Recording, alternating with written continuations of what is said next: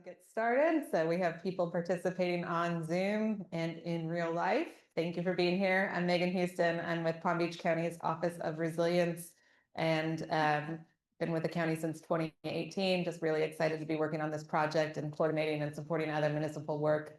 I'm going to introduce my colleague, Steffi Coceres, who will give a little bit more context and insight into why we're excited to be here today before she'll turn it over to Tetra Tech with Georgia. Thank you.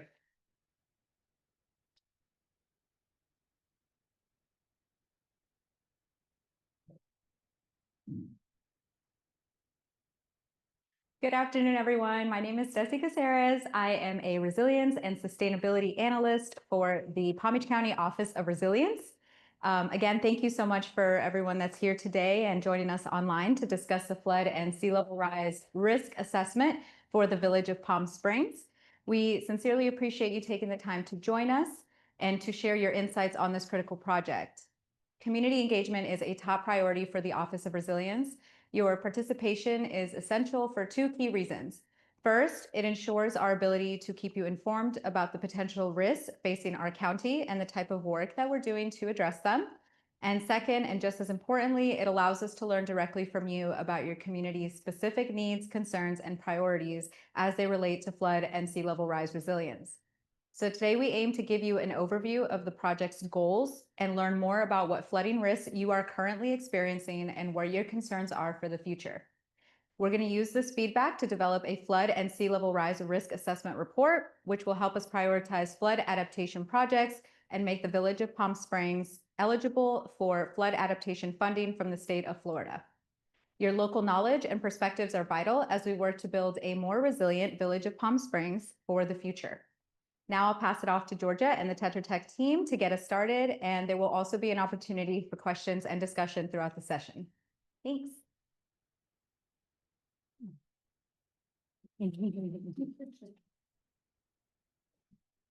Hello, good afternoon, everyone. Thank you so much for attending today. My name is Georgia Vince. I'm with Tetra Tech, and I'm one of the project managers on this project. Today we'll talk a little bit about the team, about the project objectives.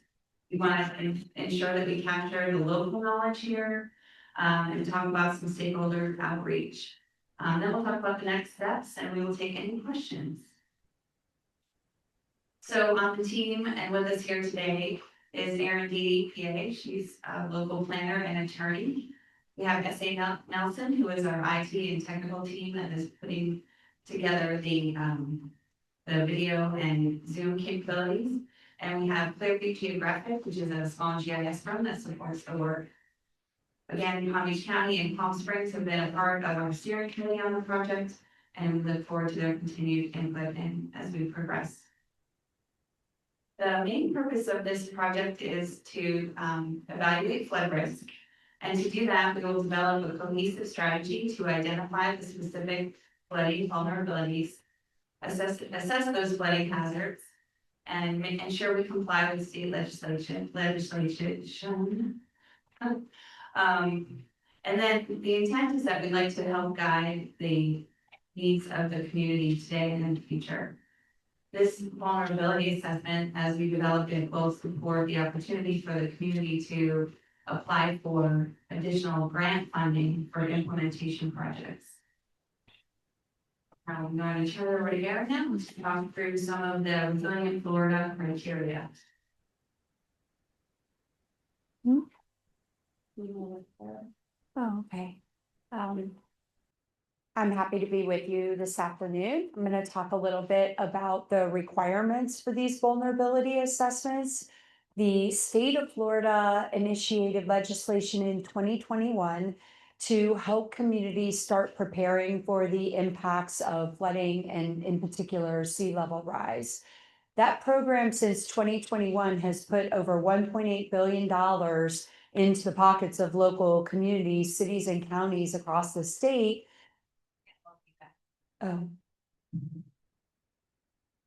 To cities and counties across the state for flood resiliency and adaptation projects. which is a nice chunk of change for communities to help retrofit their infrastructure to deal with current and future flood risks. And so prior to that, the state's Department of Environmental Protection had initiated this granting program, but this legislation in 2021 helped put some parameters, because what was happening was that local communities were studying the vulnerabilities to flood risk, but people in Key West were using different parameters than people in Pensacola.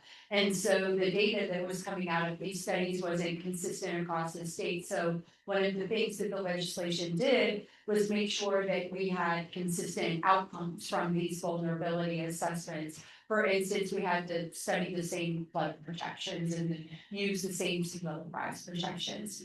So what these studies require us to do is look at current and future flood conditions, and I'll talk a little bit about what those types of flood risks are. But for this study, we have to look at not only what's happening today in the present day, but what's going to happen in 2050, 2080, and 2100. Because we do know, for instance, with rainfall, the extremes are going to be more extreme. We're going to have periods where we're going to have less rainfall and periods where we're going to have more rainfall, and we need to be able to plan our infrastructure accordingly. The South Florida Water Management District has worked with the U.S. Geological Survey to figure out what those future rainfall events look like. If you remember, I think it was last year, Fort Lauderdale Airport was shut down for 3 days with a 1 in 1,000 year rainfall event. That had a huge economic impact to that community. And so these types of rainfall events, a 1 in 1,000 year rainfall event, are not some freak, unpredictable event like these events do happen.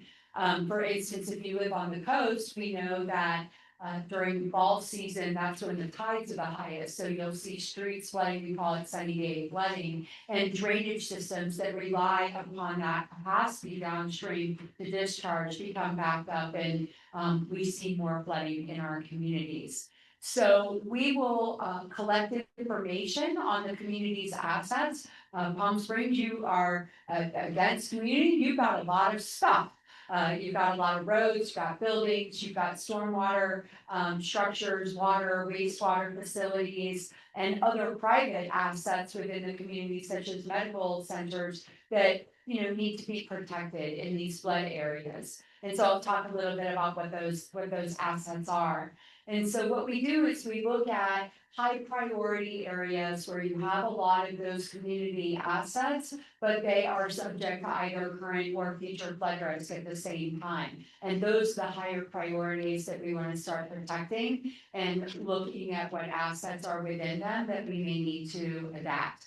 And so we'll be back in front of you when we have a draft study to make sure that we have collected the right asset information and that the flooding impacts that we are projecting make sense. You are in your local community, after a rainfall event, certain intersections may flood, and we want to make sure that our modeling results align with what you know about your community flooding. And so, again, the legislation lays out the parameters of what we have to follow. It's kind of our guidebook to make sure that our vulnerability assessment is going to comply with the law and be accepted by the state. We have to use the same elevation data that everybody else is using. We have to look at least 2 planning horizons. And again, for this study, we're looking at 2050, 2080, but we also look at 2100 because certain infrastructure decisions like bridges last much longer than 20 years. And we want to make sure that we have that longer range projection about what that flood risk is. And then we have to look at certain types of flood risk scenarios. I'll talk a little bit about what those are as well. So if you're on the coast, we look at sea level rise, and that can also impact areas inland if those drainage systems are trying to drain during a high tide event. You don't have that downstream capacity to discharge, so that can back up water further inland from those systems. And we also look at storm surge, primarily within this community, rainfall is probably gonna be the method of flooding that's gonna be most, impactful within the community. But even though it's not, we don't have wave action from storm surge, obviously during tropical storm events or hurricanes, that's something where we're gonna have higher levels of rainfall and wind at the same time, so those flood risks compound one another. So we could be looking at some of those relationships, for instance, with Lake Worth Drainage District or South Florida Water Management District structures, and how those systems are draining as well, and the interaction of those drainage systems. So we look at a range of flooding conditions for this vulnerability assessment. All of these are required for analysis by that state legislation. So this is just a quick map, because we've been working on this study also at the county level. And what this type of mapping shows us is where the areas are where we're gonna have higher water elevations during certain types of flooding events. So the legend to this map shows rainfall in a 2040 24-hour rainfall event. And it's it's a 24-hour rainfall event. The greens are the lower levels of flooding where you have 0 to half a foot. Generally, when you start getting past a half a foot or a foot of flooding, that's when we start to become more concerned from an emergency operations standpoint, because that affects the ability of emergency vehicles to get down the road safely to help people. So once you start seeing those yellow, orange, and red areas, that's where you're gonna start to be more concerned about that flooding. And again, this is just 2040, we'll also be looking at a further out planning horizon in 2080 and 2100. So you wanna know where those color changes occur in this map series. And so we will, again, work with the staff for Palm Springs to make sure that these mapping outputs or these mapping and modeling results align with what you know about flooding in your systems. For instance, if you get complaint data from people, or certain intersections or certain roads are low and they tend to flood more frequently than other areas of the community, we want to know that information so we can double check that our modeling output and our modeling results make sense. And so I'm going to turn it back over to Georgia to continue the presentation. Thank you. All right, so I'm going to skip past this slide here, and I'm going to ask the audience in the room, as well as the folks online, if you have observed any type of flooding in your community, whether it be rainfall, storm surge, or high tide flooding, or maybe you haven't observed any significant flooding. Yes, sir. Yeah, Gary Reedy, Village Palm Springs, Town Council and resident. Great. In our area, we have the county's utilities, we have Lake Worth utilities. And, we have Palm Springs and West Palm Beach, all in our little incorporated area. Now, the problem is that these Palm Springs were pretty well set, but if you go on the other side of Forest Hill, to the county, in that shopping center there, when it rained really hard there last week for that little bit of time, that whole shopping center was flooded. But then again, that's the problem, is that, we have these different pockets and everything is not set up for different areas and so on and so forth. That's where the flooding has been. Kim Glass Castro did something a long time ago, made a video that she went around and gave to our utility department, and they put in our storm drain and so on and so forth in the areas that we annexed into the area. But this is about the only thing I see. My only other concern is the lakes. That whenever there are lake levels with man-made lakes, whether they are controlled or whether, they need to be looked at during your surveys and stuff. I know we have, 2 natural lakes? The Two. two natural lakes in the area. Yeah, two natural, the rest of them are all man-made. This used to be a big cow pasture at one time, you know, Yes, but that's all. Thank you a very much. lot of Florida was like that, yes. So thank you so much for that input. It's really important for us to have that information. So in summary, for the folks on the phone, we have two natural lakes here, and those are of concern. Oh, yeah. So the two natural lakes and then the stormwater ponds that are part of a managed system are less of a concern, for the region. But they being controlled by the homeowners association or Yeah, they're gonna be monitored. they are supposed to be maintained by the HOAs that, they received the authorization to build the developments for, so yes. And that is, often a problem where the HOA isn't doing the maintenance.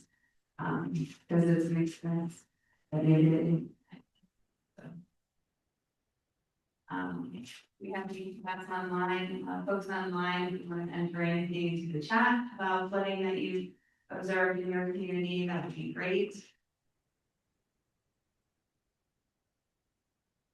So, in the Florida statutes, the rule actually details the types of assets that we analyze for flooding risk. And those assets include transportation assets like roads and bridges, critical infrastructure like utilities and electrical infrastructure, critical community and emergency facilities that are like the police stations and the fire stations and shelters. And then we also are required to look at natural and cultural resources. So not just the gray infrastructure, but also the green. We also look at regionally significant assets. So if there's an asset within a community that may not be owned or maintained by the village of Palm Springs, we will incorporate those regionally significant assets in the event that we determine that they could use some retrofitting or are at risk of flooding. So that we can encourage cooperation with those entities that do maintain them. Okay, so I would like to take a moment to ask if there are regionally significant assets within the town of Palm Springs, or if they're mostly local government-owned assets. I know we have major roadways like Military Trail, and the airport isn't that far away. So just wondering if there are any regional assets that we should consider in the study area.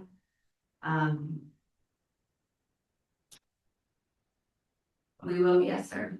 Yes, another thing is, a lot of this infrastructure that we have in here. Our city was incorporated in 1957. Some of it was put in by West Palm Beach, some of it by Lakeport. For the water, sewer and stuff like that. And then some of it was put in by the county also before we were incorporated. Different annexation areas like my street. One time I used to say, 25 years, I was one block out of Palm Springs. But do they also look at this kind of stuff for upgrades for construction?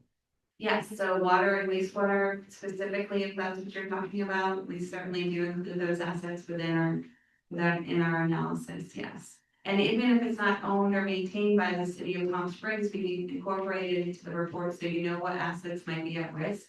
And then coordinate with the entity that does own or maintain that. JFK Hospital in Congress, the Lantana, the Municipal Airport, Lantana. Okay, So JFK Hospital and Lantana Airport. Excellent. Right. So we've initiated our data collection for the project, so we have culminated some publicly available data. And we are coordinating with the town or the village of Palm Springs to collaborate further and obtain the most recent and up-to-date information related to stormwater infrastructure, and things of that nature. So we will be coordinating and gathering additional information.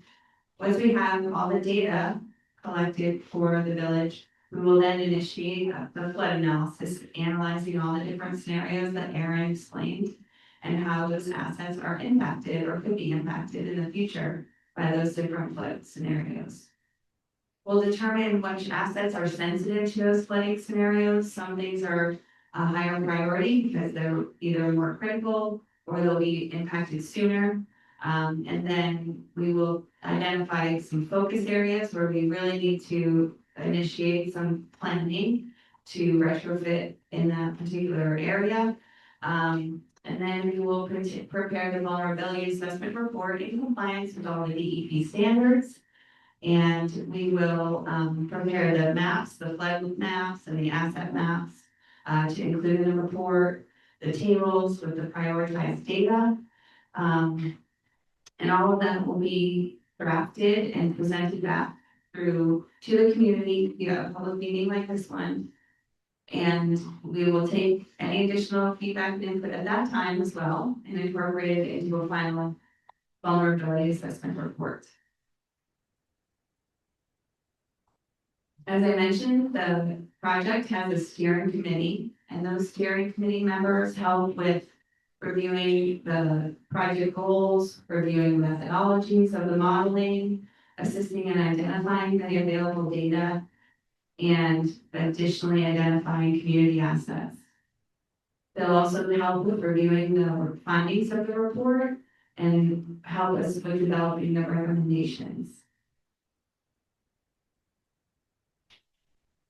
We will be having a second, this is our first public outreach meeting, we will be having a second public outreach meeting, again, as I mentioned, between the draft and final report. And that will ensure that we get the local community feedback to incorporate into our final deliverables.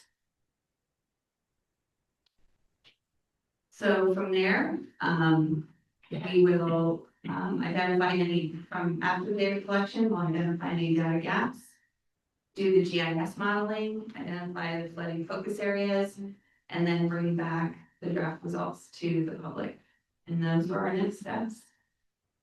And that's all I have to present to you today, but we can talk about any other questions or issues. Yes, sir. Yes, do you have a team that'll be like driving around in the areas when it really rains hard in this area, like a storm chaser type thing? Or any of your residents that work for the county that live in this area that might be able to give feedback?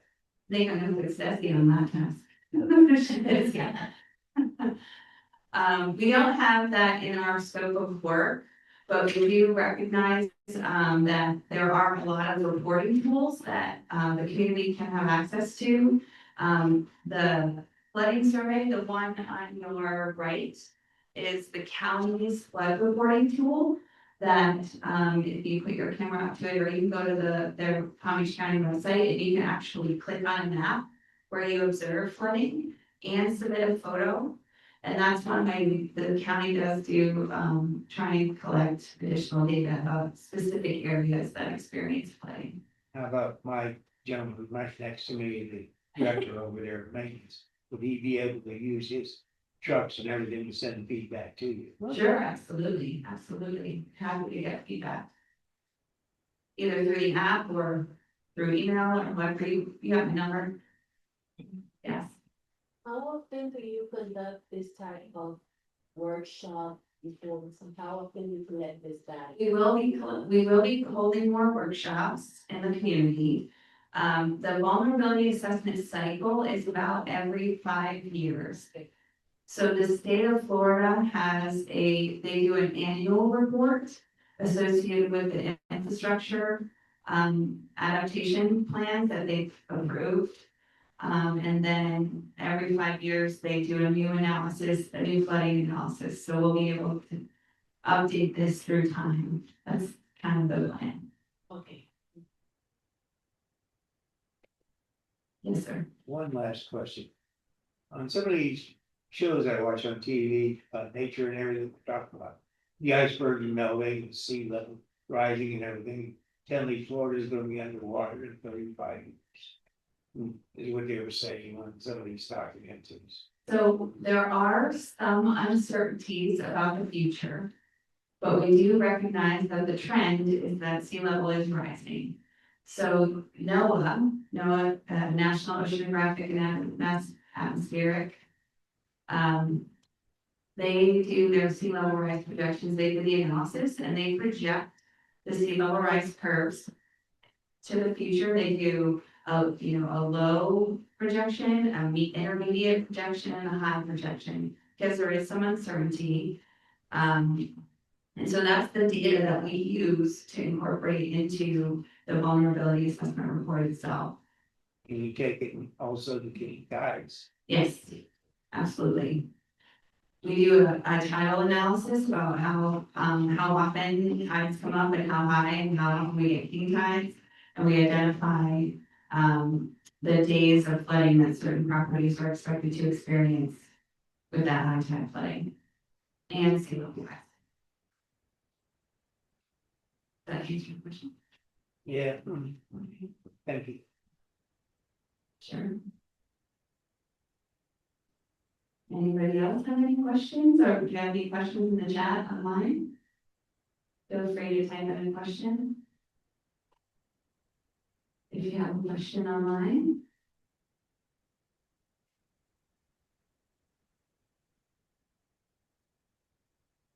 All right, hearing none, I think we can end the presentation here, and we'll stick around if folks here in the room have any additional questions that you'd like to ask us. Thank you so much for coming and calling in, and we'll be back with you all soon.